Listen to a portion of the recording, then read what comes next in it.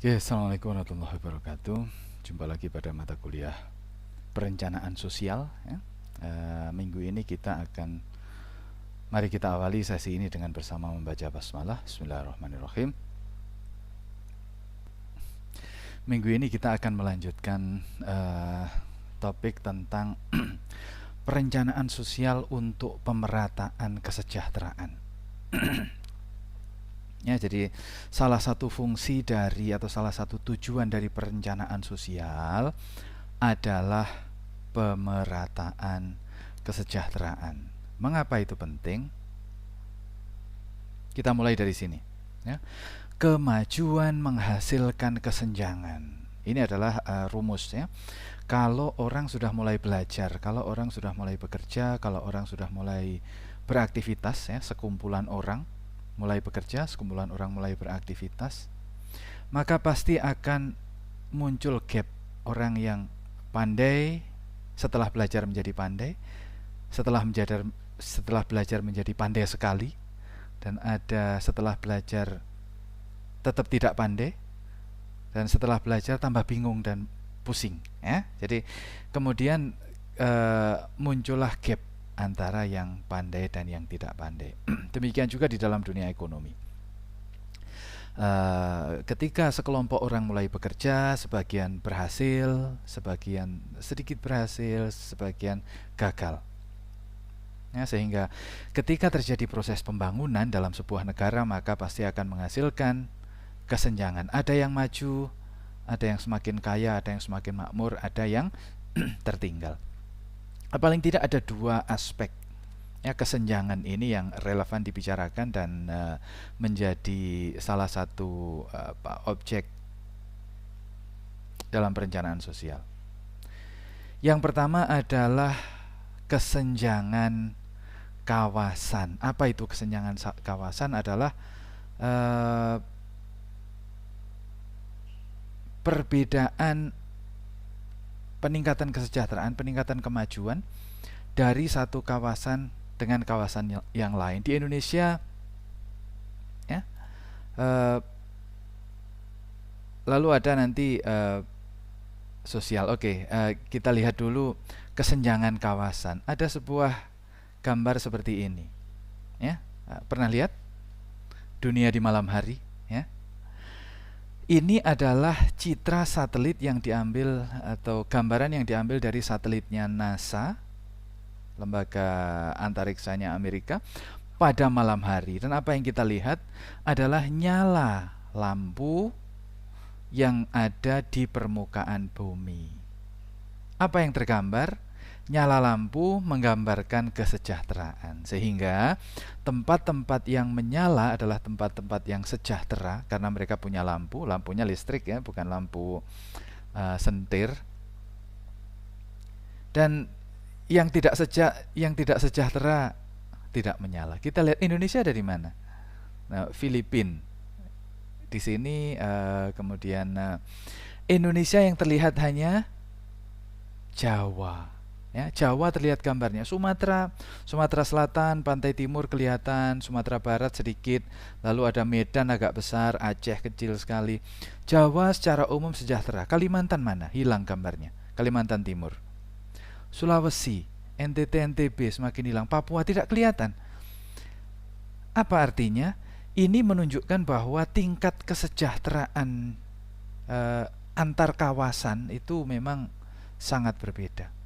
Jawa lebih sejahtera, kepulauan di luar Jawa tingkat kesejahteraannya lebih rendah. Padahal sumber daya alamnya dari sana.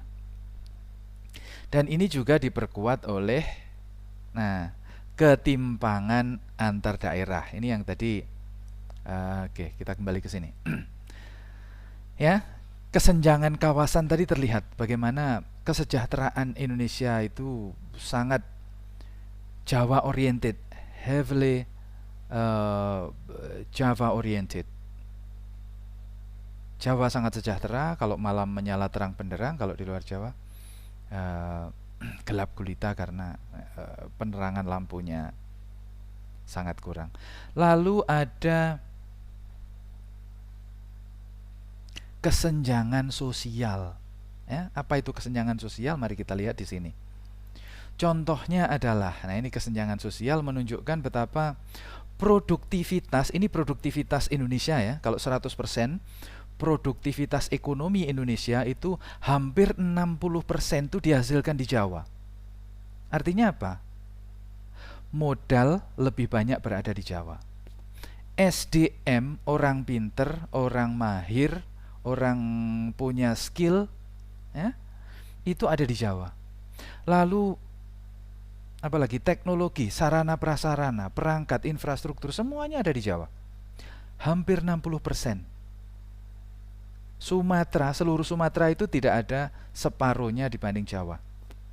Kalimantan seperempatnya. Enggak ada seperempat ya, seperlima mungkin ya. Sulawesi lebih rendah, Papua sangat sedikit sekali. Bali Nusa Tenggara juga sangat sedikit sekali. Jadi kembali lagi, kalau tadi kesejahteraan, dari sisi bagaimana orang menikmati kesejahteraan itu Jawa sangat luar biasa. Lalu juga produktivitas. Nah ini artinya memang terjadi ketimpangan yang luar biasa, baik dari sisi SDM, perangkat dan fasilitas itu ada di Jawa, demikian juga kesejahteraan ada di Jawa. Ya.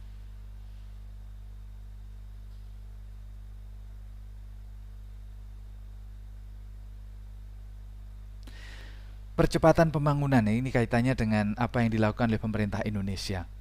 Dulu pasca reformasi ya, ada kementerian namanya Percepatan Pembangunan Kawasan Indonesia Timur. Ya, tadi kita lihat bagaimana Indonesia Timur itu mana? Gelap gulita di sini. Indonesia Barat mana? Sumatera, Jawa. Ini masih ada gambarnya, meskipun Sumatera agak remang-remang ya. Tapi begitu Kalimantan ke timur, ini Indonesianya hilang.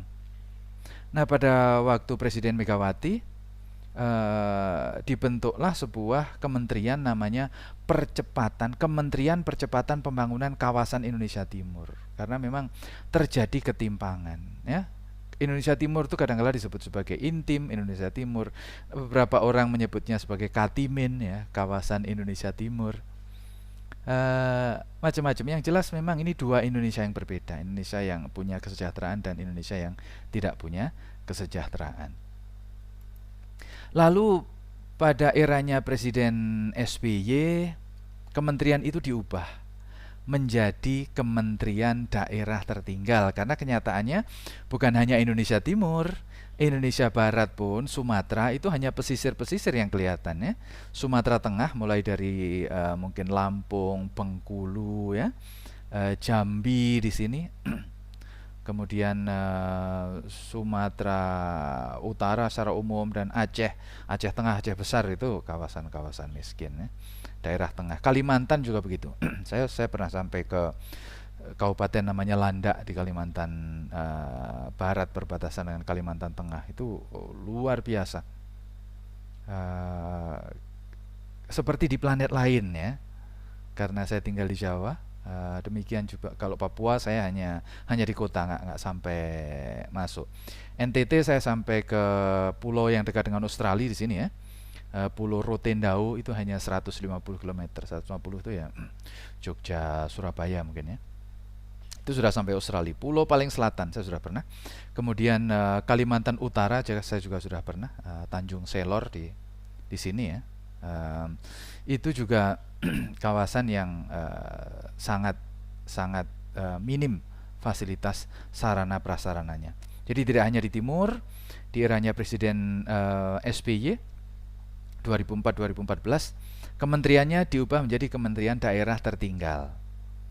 Lalu pada era Presiden Jokowi, kemudian diganti menjadi Kementerian Pembangunan Desa dan Kawasan Tertinggal, Desa, Kawasan Tertinggal, dan Transmigrasi. Nah, ada 3 itu yang diurus. Nah, ini memang perbedaan perspektif.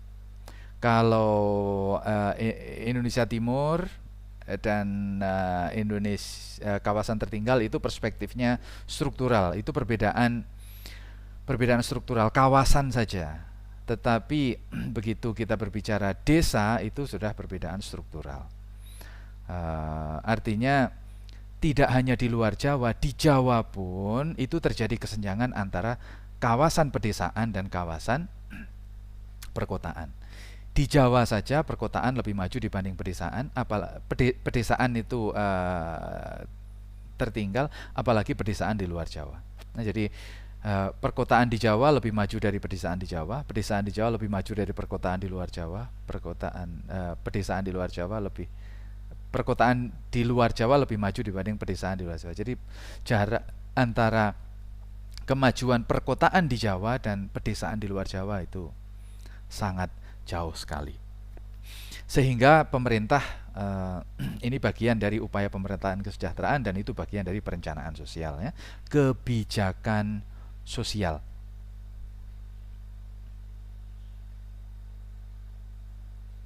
Kemudian ini kaitannya dengan kesenjangan kawasan, ya kan? Kesenjangan kawasan tadi itu. Mengapa kesenjangan kawasan itu penting? Ya karena situasinya memang misalnya kawasan-kawasan yang tertinggal tidak punya kesempatan dan tidak punya kemampuan untuk maju. Oleh karena itu, ya, selain program ini, program yang sifatnya struktural pemerintah, ya, ada program yang sifatnya bottom up, pemerintah melibatkan masyarakat, ya. Ada program Sarjana Membangun Desa. Nah, salah satu dari program Sarjana Membangun Desa itu adalah penugasan dokter ke kawasan terpencil. Ini di daerah NTB. Bagaimana dokter harus memeriksa seorang anak yang sakit, ya, karena tidak tahu sakitnya apa dalam kondisi pandemi, maka Bu Dokter, ini saya nggak tahu ini Bu Dokter apa Pak Dokter, karena nggak kelihatan. Ini harus rela pada siang hari mendaki bukit mengenakan APD lengkap. Karena apa ya, memang harus ke sana. Di daerah-daerah, ya kita bisa bayangkan lah, ya, tempat-tempat yang pedesaan pedalaman itu dokter sangat kurang, ketika terjadi sakit fasilitasnya sangat-sangat terbatas, ya. Sehingga upaya untuk memeratakan kesejahteraan itu adalah juga memeratakan SDM. Dokter yang ada di Jawa ditugaskan keluar Jawa. Sekarang ini dokter-dokter spesialis juga wajib bertugas ke daerah terpencil sebagai bagian dari persiapan karir mereka, ya. Ini bagian dari program pemerintah untuk pemerataan kesejahteraan. Lalu selain sarjana masuk desa juga ada ini dokter kawasan terpencil. Jadi dokter kawasan terpencil, ya.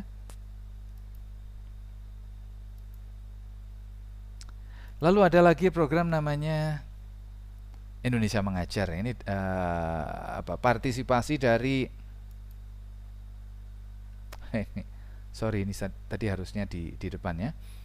Sarjana Membangun Desa. Ada program untuk pemerataan sarjana-sarjana supaya ikut membangun desa. Karena banyak orang kuliah di Jogja, setelah lulus kuliah tidak pulang, ya.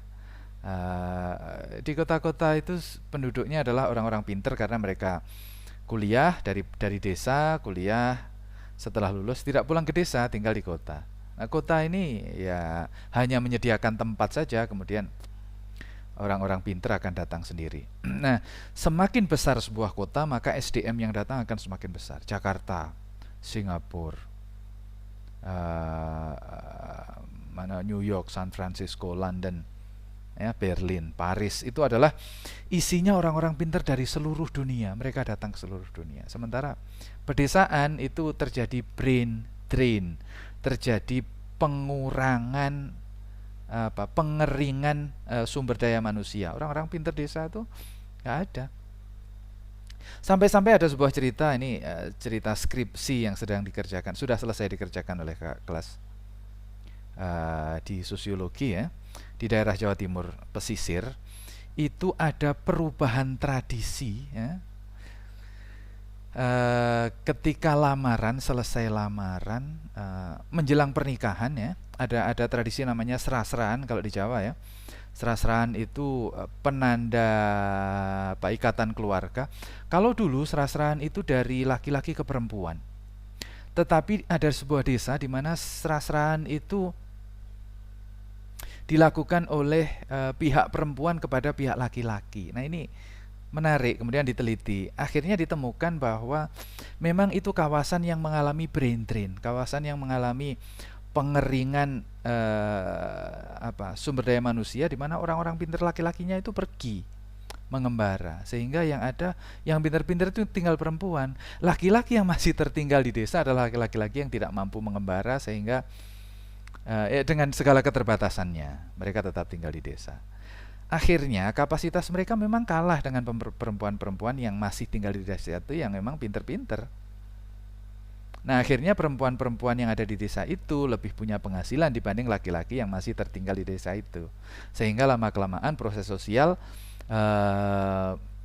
menimbulkan tuntutan bahwa perempuannya lebih berpenghasilan. Akhirnya proses serah-serahan temanten itu, pengantin itu ya, itu bukan lagi dari laki-laki ke perempuan, tetapi dari perempuan ke laki-laki. Itu seperti India ya, dowry, perempuan yang memberikan mahar kepada laki-laki karena laki-laki itu mahal ya. Oke ya, jadi ada upaya dorongan dari pemerintah untuk mendorong sarjana-sarjana kembali ke desa meskipun hanya setahun 2 tahun, seperti ini nanti ada program Indonesia Mengajar tadi ya. Nah, Indonesia Mengajar ini 5 tahun. Sarjana-sarjana diberi gaji tetap untuk mengajar di kawasan terpencil selama 5 tahun. Nanti setelah 5 tahun dia bisa kembali, tapi juga boleh menetap di sana. Banyak yang kemudian merasa lebih punya peluang, ya. Lebih punya peluang karena memang saya juga selalu menyarankan begitu. Bagi yang ingin berkarir, sebaiknya berkarirlah ke luar Jawa. Ya, Sumatera mungkin sudah mulai maju. Kalimantan, Sulawesi, Maluku, Papua itu peluangnya masih sangat-sangat terbuka. Ya, berkarir 10 tahun, 20 tahun di sana, nanti pensiun dini ya. Kalau kalian lulus S1 usia 23-24 lalu berkarir di sana 15 tahun itu ya belum sampai 40 tahun kalian sudah punya tabungan, nanti bisa berkarir kemana saja ya. Tetapi mencoba pergi ke luar negeri, keluar Jawa, itu sebuah peluang yang luar biasa, yang besar, karena memang di sana masih serba terbatas. Nah, dengan adanya program pemerataan ini ya, maka diharapkan akan muncul pemerataan kesempatan. Pertama muncul pemerataan kesempatan karena kesempatan itu harus lebih dulu ya. Jadi ada kementeriannya, ada anggarannya, ada infrastrukturnya, lalu juga ada pelibatan SDM yang berlebih di satu daerah untuk diratakan ke daerah lain, termasuk transmigrasi ya. Transmigrasi itu upaya untuk selain mengurangi kepadatan jumlah penduduk, juga transfer SDM di kawasan-kawasan padat penduduk seperti Jawa, Bali, itu dibawa ke Sumatera, Kalimantan, kawasan Sulawesi gitu ya. Itu saya sering ke luar Jawa. Suatu ketika di Kalimantan Timur, dari bandara ke lokasi ya, ngobrol dengan supir taksi, dia cerita, waktu itu sudah Grab kayaknya, dia cerita bahwa dia dari Sulawesi ya, ada supir taksi di Kalimantan Timur, orang Sulawesi. Dia cerita bahwa orang asli Kalimantan itu memang tidak terlalu rajin katanya ya, karena mereka masih sangat tradisional. Apalagi nanti di Papua prosesnya kira-kira situasinya hampir sama.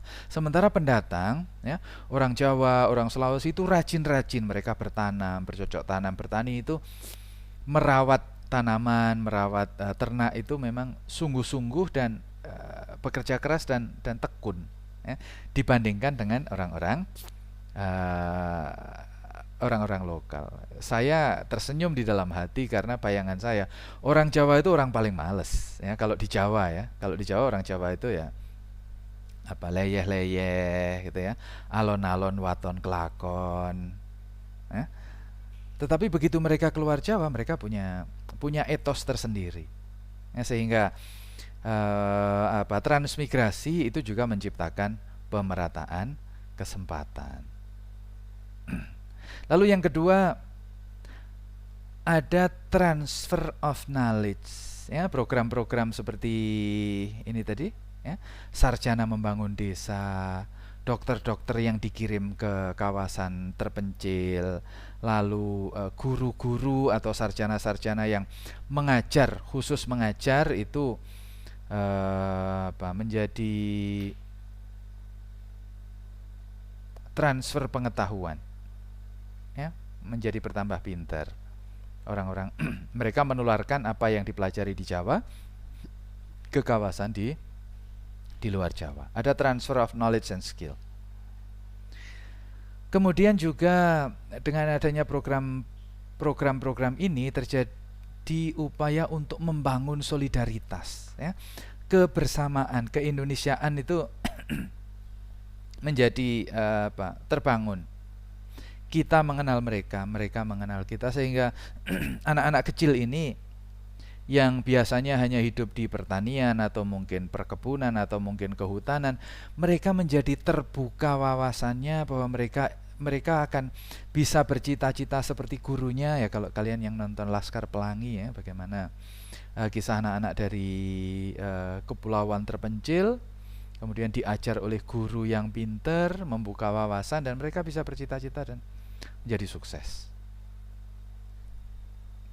ya.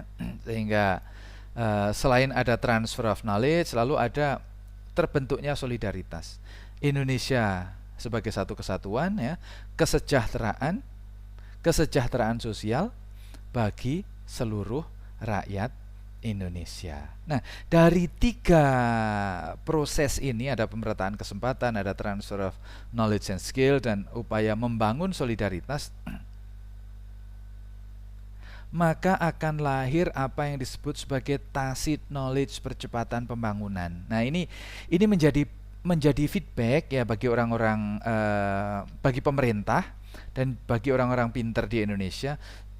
Bagaimana sih kondisi real di lapangan, bagaimana melakukan percepatan di kawasan-kawasan tertinggal. Karena contoh misalnya kalian nanti akan di akhir semester akhir ya, akan ada mata kuliah praktek penelitian sosial dan juga participatory action research. Itu kalian turun ke lapangan ya, tidak hanya belajar dari buku, tidak hanya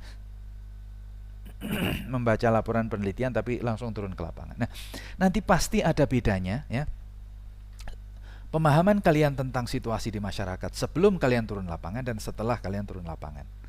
Setelah kalian turun lapangan, kalian akan mengenal orang-orang di kampung itu seperti apa yang mereka bisa, apa yang mereka belum bisa. Karena pasti satu daerah ke daerah lain akan berbeda ya. Sementara kalau kita belajar dari kampus ya, hanya membaca dari buku, melihat di YouTube, itu tidak mendalam. Tapi begitu kita berinteraksi langsung, maka akan terjadi pemahaman yang lebih baik. Nah, dari pemahaman lapangan ini tadi ya, dokter yang sudah sampai ke kawasan terpencil, dia akan tahu bahwa di sana yang dibutuhkan mungkin bukan perawatan medis, tapi bagaimana masyarakat itu dikenalkan pada cara hidup yang bersih dan sehat misalnya gitu ya. Karena kalau MCK-nya tidak baik ya, mandi cuci kakusnya di dekat rumah, kemudian air yang yang dikonsumsi itu masih jadi satu dengan MCK, maka obat apapun yang diberikan ya penyakit tetap akan datang karena kehidupannya tidak higienis ya, gitu. Itu kan baru diketahui setelah turun dari lapangan. Demikian juga guru-guru yang mengajar di kawasan desa tertinggal itu akan tahu bagaimana sikap mental masyarakat desa tertinggal, di mana bagi mereka kadangkala tuntutan jangka pendek, misalnya bagaimana anak bisa ikut orang tua ke ladang, itu lebih penting daripada ke sekolah. Karena apa? Ilmu yang dipelajari di sekolah itu nggak bisa digunakan untuk membantu bapaknya ke ladang. Ya, diajari IPS, diajari IPA, diajari matematika, diajari akhlak, kewarganegaraan, diajari apalagi sejarah. Terus begitu pulang dari sekolah, lulus dari sekolah, nggak bisa dimanfaatkan oleh bapaknya. Kemudian orang tuanya mengatakan, ini untuk apa sekolah kalau tidak bisa digunakan untuk keluarga. Nah, dari situ kemudian para ahli kurikulum itu jadi tahu bahwa harus ada muatan lokal, local content dari setiap kurikulum pembelajaran untuk anak sekolah. Local content itu antara masyarakat pertanian, masyarakat pedesaan, masyarakat berburu di pedalaman itu berbeda-beda. Kalau kita tidak pernah datang ke sana, kita tidak tahu apa yang dibutuhkan oleh masyarakat di sana. Nggak bisa ngarang sendiri dari kita kan tinggal di kota, tinggal di Jawa, tinggal di pusat. Kita nggak akan pernah tahu situasi di daerah kalau kita tidak turun ke daerah. Ya, sehingga akan muncul ini istilah teknologi tepat guna. Apa itu teknologi tepat guna? Ya, kita tahu teknologi yang dibutuhkan masyarakat di lapangan itu apa. Ya. Sesuai dengan kebutuhan masyarakat, dapat menjawab persoalan masyarakat. Masyarakat nelayan, apa teknologi simple yang mereka butuhkan? Alat untuk mengetahui kemana ikan bergerak. Kalau nelayan-nelayan luar negeri itu sudah mainnya pakai GPS yang bisa mendeteksi ikan, ya, ikannya ada di mana.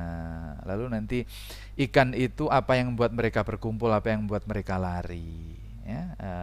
Lalu weather forecast, ramalan cuaca itu juga sangat penting untuk untuk nelayan, ya.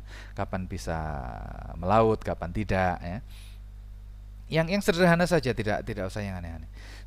Lalu teknologi itu tidak merusak lingkungan, dan yang lebih penting dapat dimanfaatkan dan dipelihara oleh masyarakat dengan mudah. Jadi kalau alatnya rusak, tidak perlu harus dibawa ke kota. Masyarakat sendiri harus diajari dan memungkinkan dengan teknologi yang ada, peralatan yang ada untuk merawat peralatan mereka yang rusak itu. Nah, menghasilkan nilai tambah aspek ekonomi dan aspek lingkungan. Jadi memang hal-hal semacam ini itu hanya bisa kita tahu kalau kita turun lapangan. Ini contoh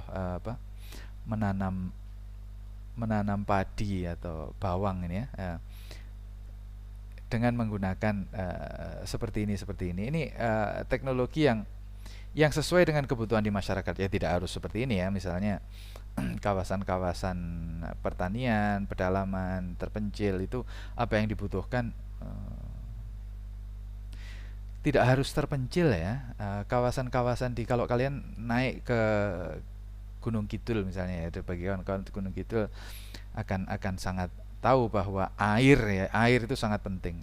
Kalau kita jalan-jalan ke pegunungan di Jogja, ya, kawasan pegunungan itu akan banyak plastik atau tempat-tempat yang digunakan untuk penampungan air di rumah, di sawah, di perkebunan. Yang itu tidak akan banyak kita jumpai di kawasan-kawasan dataran rendah di mana air itu mudah terjangkau. Itu adalah teknologi tepat guna sesuai dengan kebutuhan masyarakat. Ya, jadi kembali lagi, salah satu target dari perencanaan sosial, ya, sesuai dengan pengertian dan tujuan perencanaan sosial itu sendiri, ya, sebagai upaya untuk mengantisipasi dampak sosial dari pembangunan, ya. Salah satu dampak pembangunan yang sangat masif adalah kesenjangan. Ada kesenjangan kawasan, ya, dan ada kesenjangan sosial. Kawasan itu dari satu daerah ke daerah lain. Kesenjangan sosial itu antara orang kaya dan orang miskin, ya. Lalu pemerintah sudah melakukan program-program. Ada Kementerian Daerah Tertinggal, Kementerian Desa Tertinggal, Kementerian Desa, ya, untuk menutup itu. Dan pemerintah juga mendorong partisipasi dari kelompok-kelompok di masyarakat untuk melakukan pembangunan. Nah, dalam rangka apa? Pemerataan kesempatan, lalu transfer of knowledge, dan membangun solidaritas. Karena kita ini sama-sama Indonesia, jangan sampai kemudian muncul sentimen seperti orang Aceh yang merasa karena Aceh itu punya penghasilan minyak dan gas bumi, sementara hasilnya 80% itu dibawa ke Jakarta dan Aceh hanya dapat 20%, yang mereka marah. Sama seperti Papua, tambang emas, Freeport ya. Freeport itu 90% dibawa ke Amerika.